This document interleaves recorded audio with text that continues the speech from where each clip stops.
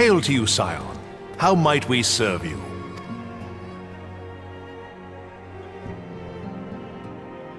Commander Leveilleur bade you serve us? These are welcome tidings indeed. Given the sensitive nature of the task, I could not rely on one of my own.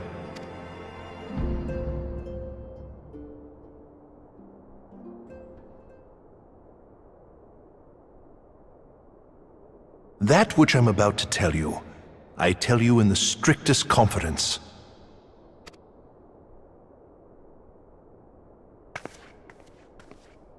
Some days ago, we received certain documents from an anonymous source.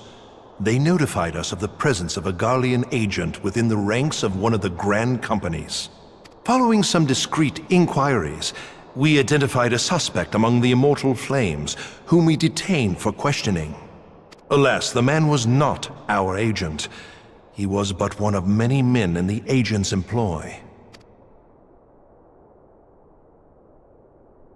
We pressed the traitor for a name, but he had none to give. He claims never to have met his master, whom he knows only as the Ivy. He was, however, certain that this Ivy had coiled itself around every part of the Immortal Flames. It would seem our quarry joined the company some time ago, and gradually recruited others to his cause. These conspirators are the vines by which he learns our secrets, all without exposing himself. It won't be easy to identify the Ivy amidst this tangled mass of subterfuge, but we have a tendril in our hands, and we shall follow it all the way to the gnarled root. Now, much as I would prefer to proceed with due discretion, circumstances demand that this matter be settled post-haste. Garlemald's War of Succession nears its end, and it is feared that the Empire will soon resume its march on Eorzea. When it does, we can ill afford to have traitors in our midst.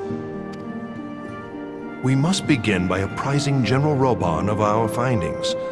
I would ask that you accompany me to the Hall of Flames, and remain on hand to see that things go smoothly.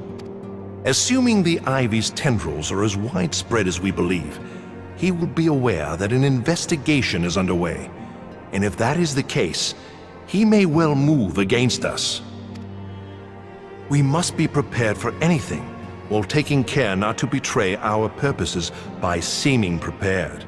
A simple enough task for a one-woman army like you.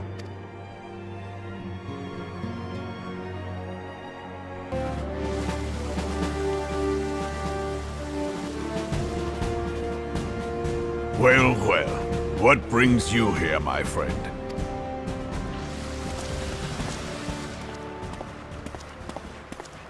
She is here at my behest. Greetings, Roban. It has been a while. Hilbert, you old scoundrel. When they told me you'd be visiting, I scarce believed my ears.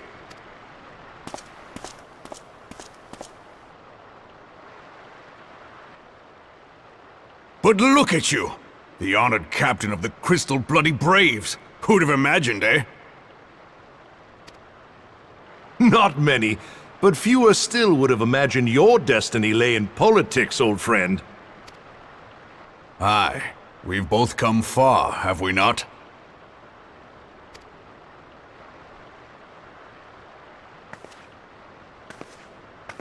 Lest you wonder, Hilbert and I go back a long way.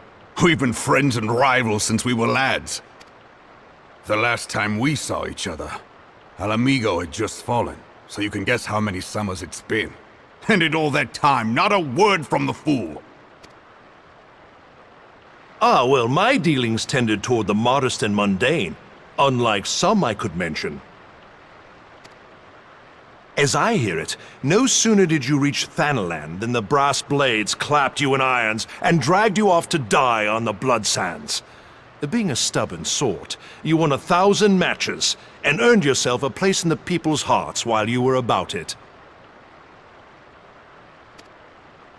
Then, with your mountain of prize money, you bought the Colosseum and secured a seat on the Syndicate. Those balls, brother! Rags to riches does not do it justice. You're a hero to the common man. Ha! Spare me. I am no hero.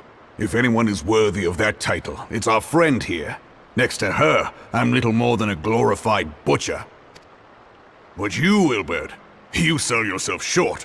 By all accounts, you are an adventurer of some standing. I like to think that I did my part for the greater good. But if you're no hero, then I'm no adventurer, not in this company. Anyway.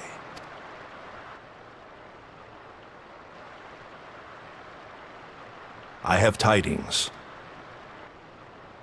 So there has been progress.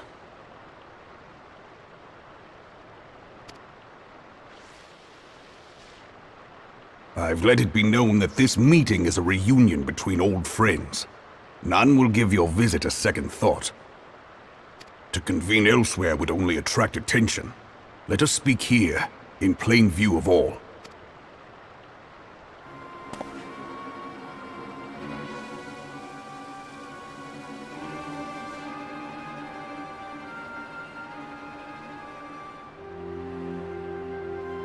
So it is we who have been compromised. Teleji Adeleji's machinations have shaken Ul'dah to her foundations. In such uncertain times, a man's loyalty may be bought for a fistful of gil. But if this snake has truly been in our midst for as long as you say, we must needs consider a far graver possibility. Conspiracy. Could it be that the Monetarists have been in league with the Empire from the first? Very well. I will have my most trusted men investigate the matter. Continue your inquiries in the meantime.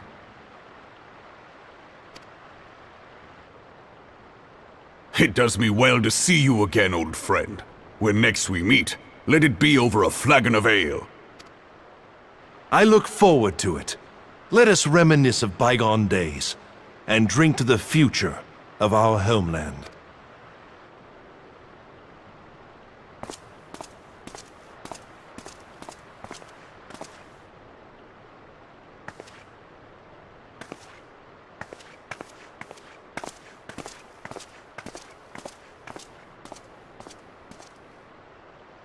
Flame General.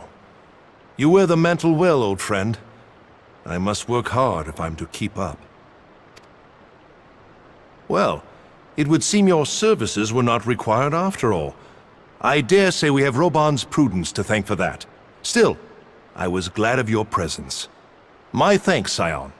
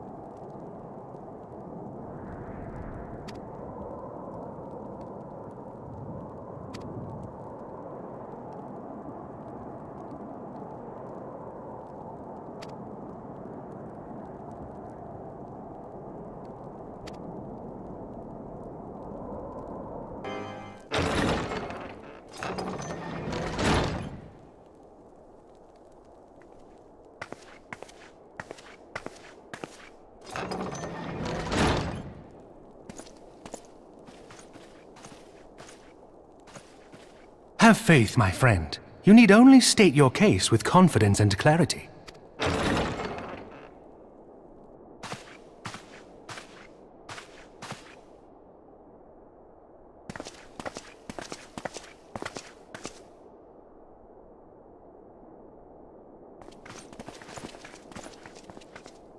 Commander Leveilleur, it is both an honor and a pleasure to meet you. I am Aymeric, Lord Commander of the Temple Knights. Alphino Leveilleur, at your service. Your reputation precedes you, Sir Aymeric. I think we will find that we have much in common.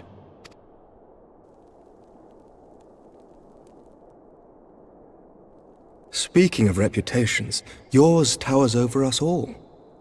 Does it not? It does indeed, Lord Commander. I am not too proud to admit that I have followed your activities with an interest bordering on fascination. Full glad was I to learn that you would be joining us. Now then, shall we begin?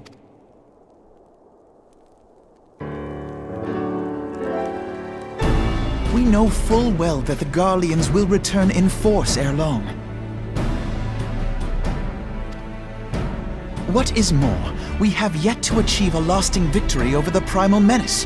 The Beast Tribes continue to summon their gods, and each incarnation is stronger than the last. Ishgard is not immune to these threats. I must reiterate that it would behoove your nation to rejoin the Eorzean Alliance. Once again, I must respectfully disagree. On what grounds? Despite their presence in Kurthus, the Ixal do not concern us. Their territorial claims pertain to Gridanian lands, and it is the people of Gridania whom they harry. Consequently, the Holy See judges this to be a Gridanian affair, and Ishgard does not intervene in the internal affairs of other nations. Even were that not the case, our forces are wholly committed to the Dravanian conflict. We have not the knights to spare. As for the Garleans, we are not ignorant of history. We have observed the rise and expansion of the Empire, and we agree that it is only a matter of time before they resume their campaign in Eorzea. Then surely it would be in our best interests to present a united front. Mayhap one day, but not yet.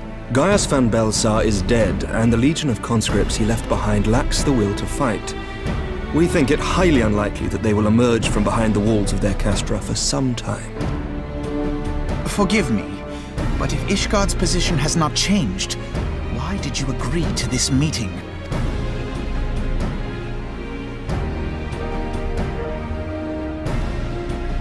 It was not only as a representative of Ishgard that I came here. Pardon? It is not within my power to change Ishgardian policy, regardless of my personal feelings. There is, however, one area in which I may exert a measure of influence. Concerns have been raised over the supplies House Forton has offered to Revenant's Toll. These have led to calls for restrictions on the provision of aid to foreign powers. I can ensure that the shipments continue unabated. Sir Aymeric, we would be in your debt. No, you would not, for I require something in exchange. Of late, there has been a flurry of Dravanian activity, the purpose of which was not immediately clear. However, our astrologians have since observed alarming changes in the heavens. The dragon star waxes unnaturally bright, and there are whispers that it portends the resurrection of Midgard-Sorma. The fallen guardian of Silvertear Falls? That's absurd. Full many times have I gazed upon the dragon's corpse still wound around the Agrius, and wondered how different our world might be if it yet lived to plague the skies. I do not know, and I do not wish to know, nor does any son of Ishgard. Yet the mere presence of Dravanian forces is not sufficient grounds to send knights to Mordona, whatever our astrologians say. As I told you before, we have not the forces to spare. But we do. So you will intervene on our behalf if we agree to watch over the Keeper of the Lake. Do you accept these terms? I do. I will see that you are kept abreast of any developments. I regret that we could not come to a similar agreement on other matters, but I understand that you are not at liberty to make such decisions. Nevertheless, I hope that what we have accomplished here today will serve to demonstrate to your countrymen that we can work together towards a common goal. Mayhap one day we shall look back on this moment as the first step towards a united Eorzea. Mayhap we shall, Commander.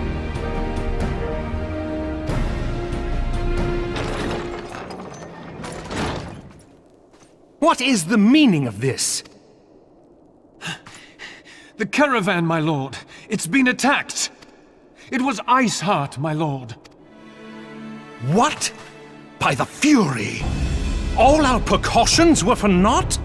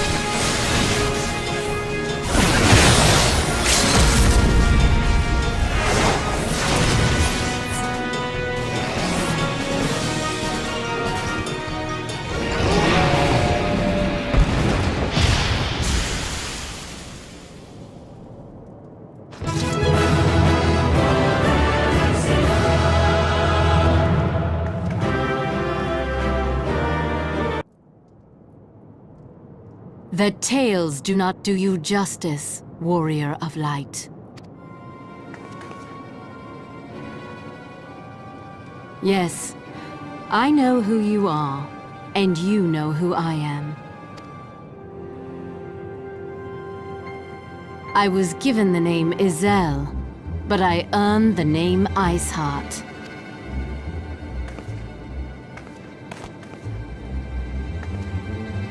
This endless cycle of hatred, of bloodshed, of sorrow. You would see it continue, O noble warrior of light. I would not. I will not. I will bring an end to this war between dragon and man, no matter the cost. In time, you will come to understand that what we do for the greater good. For Eorzea, for Hydaelyn.